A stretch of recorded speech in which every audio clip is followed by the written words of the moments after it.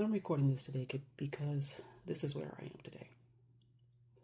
And I wanted the emotion in which I wrote this to carry through in my words and how I spoke. Because sometimes the most honest reflections aren't the ones that we share after we've made it through. They're the ones that we speak while we're still traveling.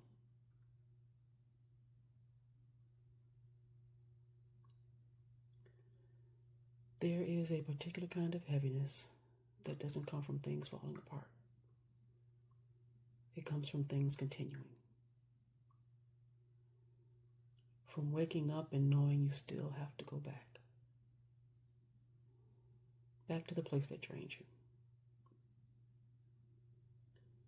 Back to the environment that works against how you think, how you move, how you breathe. The one your nervous system recognized before your mind finished forming the words. The one your body knows before the day even begins. The tightening in the chest, the stomach that won't settle, the weight that sits on you in the quiet before you have to go. And you go anyway. Not because you don't see it clearly. Not because you lack courage. Not because you've accepted this as what your life is supposed to feel like. But because life doesn't always allow immediate exits.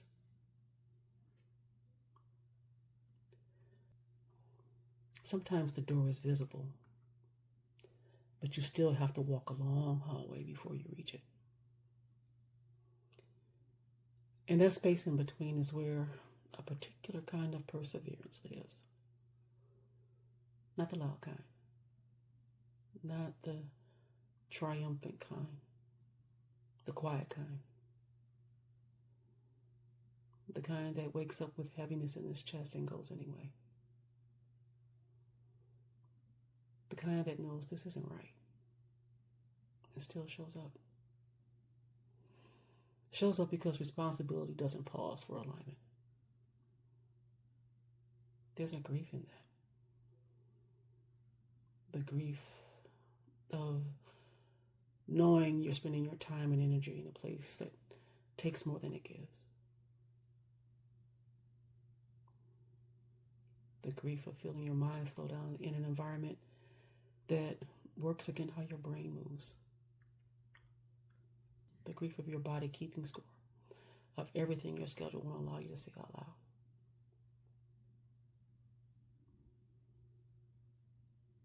The grief of operating below your natural rhythm for longer than feels survivable. And yet you continue. Because sometimes perseverance isn't about chasing something. Sometimes it's about surviving the stretch before you can move toward it. And in those stretches, something quiet becomes clear. Endurance. It's not the same as acceptance. You can recognize something isn't right without having the immediate power to change it. You can feel misaligned and still be moving. You can be exhausted and still be persevering. And you can hate where you are and still be someone who is actively, quietly working towards something else. And that matters. Because when you're in a place you cannot immediately leave, your task changes. You're no longer trying to thrive there. You're trying to protect yourself while you pass through. To keep something of yourself intact. To remember that this is not the full landscape of your life. Just a stretch of it. A fog that you're moving through until visibility returns. And sometimes Hope doesn't look like excitement. Sometimes hope looks like I'm still here. I'm still trying. I'm still looking for the next step, even when I can't take it yet. And that kind of hope, quiet and persistent, and sometimes held together by not much more than necessity, is often what carries you through the hardest transitions. Because even when you cannot leave immediately, you are not stuck. You are moving through something. The door exists.